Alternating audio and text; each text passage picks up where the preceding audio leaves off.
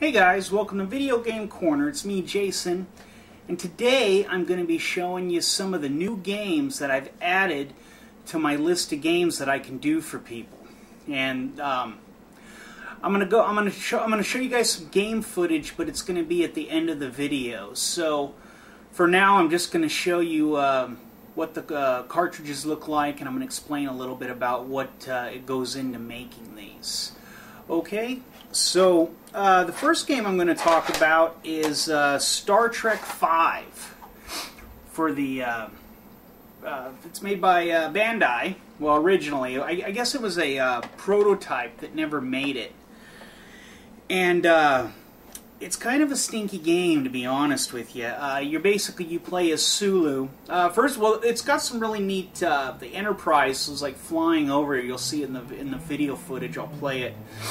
But you play as Sulu, and it's a left to right side-scrolling game, and you basically shoot. And it doesn't seem like there's much platforming. I can never get very far in the game, and you basically start out like you do, like they did in the Star Trek V, where they're on that desert planet. I don't know. It wasn't the best game in the world. I do it. I do make a copy. The label looks pretty cool. It's got looks like yeah, Kirk and Spock. I don't know what I'm thinking. So it's I do that one. It's going to be pretty cheap. I make it out of a if I remember correctly, this is made out of a TL-ROM, which is a pretty basic board. Anyway, that is that one. It's nothing special. Another one I'm going to be making is Dragoon X Omega 2. This, Dragoon X Omega 1 was a Dragon Warrior 1 hack. And it was made, the only donor cart you could use was a Dragon Warrior 1 board. And you used a, you didn't have to do any rewiring. It was made with, excuse me. You used a 512 chip, 27C512, and a 27C256. You can also use bigger chips, but you got to remember, you got to pad them. You know, you got to double space everything to fit the chip, depending on how big it is. That's what she said. Ace Ciliari hates it when I say that joke. He's like, you use it way too much, so I have to stop it. Maybe. That's what she said. Okay, lameness done for this second. Anyway, Dragoon X Omega 2 is it's the sequel in the story, because the Dragoon X Omega games are they're fan hacked, and what they are is it's a post-apocalyptic future, and you play this woman who's basically a outlaw that's been pardoned by the governor or the emperor or whatever. I can't remember. And you have to basically go on a mission, and then you're pardoned. So this is the sequel. I've never played this. I've played the first one almost all the way through, but I haven't had a chance to really play this game. I do know this is made. It's a Final Fantasy I hack, so it's a little bit different. It's got some little bit better graphics, because Final Fantasy I I think had better graphics than Dragon Warrior 1. And it's made with any board, which is an SN-ROM that Final Fantasy 1 would be made out of. You can also make a Final Fantasy 2 and a Sweet Home out of this board. SN-ROM. There's two types of SN-ROMs. You have one with a battery and one without. Of course, you want the one with the battery for the RPGs because of the save feature.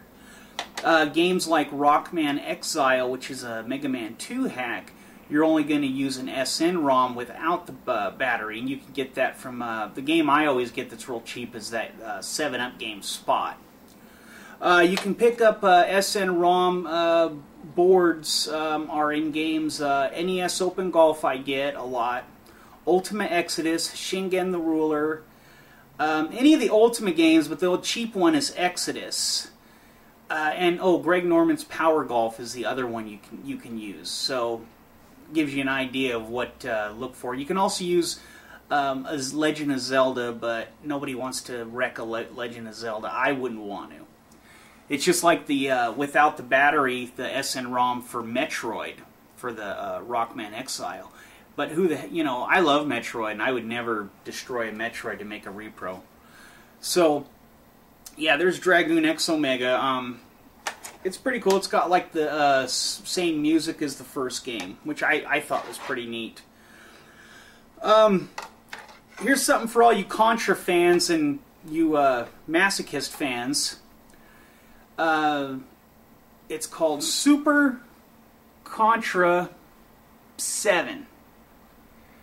And what Super Contra 7 is, it was this, I looked it up, and what it is, it's this Chinese version game of with all the Contra sprites, and it's got a Contra style, and the game plays like Contra, and it's got some a few different weapons. It's like a newer version now, but it was never made by Konami, as far as I know. It was made by some third-party Chinese company. And they basically made it, and I think they made it like in the early '90s for the for the Famicom in Japan, because there's like Chinese versions of the Japanese Famicom, and you even see that now. I think it's called the Suburo. I want to say, I'm not 100%, or Suburb. Anyway, Subor, I think it is, Subor, I believe, and they make like the Chrono Trigger and the Final Fantasy VII for the Famicom, and they're a special cart that I can't make because they use like a your average Nintendo game is like 512 kilobytes, and which is half a meg. They have like 2 megabyte games like the Chrono Trigger and Final Fantasy VII. Now, fans have translated the Final Fantasy VII game for the NES, which is cool. And they even, not only did they translate it, they even updated the graphics and the gameplay to make it more of a smoother experience. They also made it look more like Final Fantasy VII. I've never played Final Fantasy VII. I'm still working my way through. I'm on like number 3 right now. 3 and 4 I'm playing. I'm playing 3 on my PSP, even though I should be playing it on my Nintendo because I can make the carts now. And then I'm playing number 4 on my PS1 because I have the Final Fantasy Chronicles. And here's the thing. The Final Fantasy VII game, I'm actually going to do a review on it eventually. I need to play it first because I was thinking I want to compare the PS1 version to the Nintendo or the Famicom version of the Final Fantasy VII, just to kind of compare the two together and see how close they are and the differences. But anyway, Super Contra 7. Now the thing about this game, it is hard as hell. I can't get past the first level. I get to the first level boss and I get my ass kicked. And there's no Konami code in this. So I'll show you. I'll try to get to the end of the first level when I show you the footage. I haven't done the footage yet. I was going to record it after, just so I can kind of give you an idea. Now here's a really cool game. The Super Contra 7 is done with the TS-ROM. It's a Mapper 4 used with the TS-ROM. And the TS-ROM, for example, you can get that out of like Bill Elliott NASCAR, Bo Jackson Baseball, Gauntlet 2. I'm just, going off the top of my head here. Another TS-ROM game. Wake up, Jason. Anyway. It's funny, it always comes to me after the fact. Home Alone, the first Home Alone game you can use. So there's a good game to get rid of and turn it into a better game. So it's a hard game, and it kind of, you can tell it has kind of a aftermarket type of third-party, not made by Konami feel to the game. It doesn't feel, it looks like Contra, but it doesn't really feel like Contra. That's it. I guess that's the best way I can put it. It feels like it's a new pirated, hacked type of game. Now here's a really cool game that I really like this game, and I thought this game was really cool, and it's done on a TK-ROM, which is what you get out of a Tecmo Basketball, Deja Vu, Uninvited, Shadowgate, and I also make Earthbound Zeros out of TK-ROMs. Now this game has a little bit different. It's called Silva Saga. And they made Silver Saga 2 for the Super Nintendo, and people sell reproductions of that. But this is the first game. And it's a cool little RPG. It's turn-based. It's your basic turn-based RPG. The one thing I don't like about it is that the music and when you're doing a battle, I hate the music. It's just so repetitive. You'll hear it when I play you the footage. Now, this game's done, usually when the TK ROMs, like an Earthbound, you use the 27C 1001 or 010. They're basically 1024 or 1028, no, 1024 chips.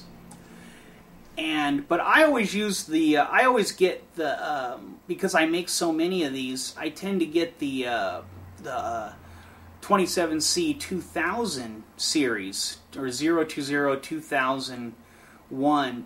And the reason why I do that is because it's easier to buy just all the same ones. I buy the largest size that I usually use, except for the Final Fantasy 3s use a 4001. And I usually have a few of those on hand. Now the thing is and then what I'll do is I'll pad the chip, which is what I can use, as I showed in one of my tutorials with FamiROM. I pad the chip, and then what I do is I go ahead and just make them that way. Now this game is a little different. This uses a TK ROM, but the character chip, the CHR chip, uses a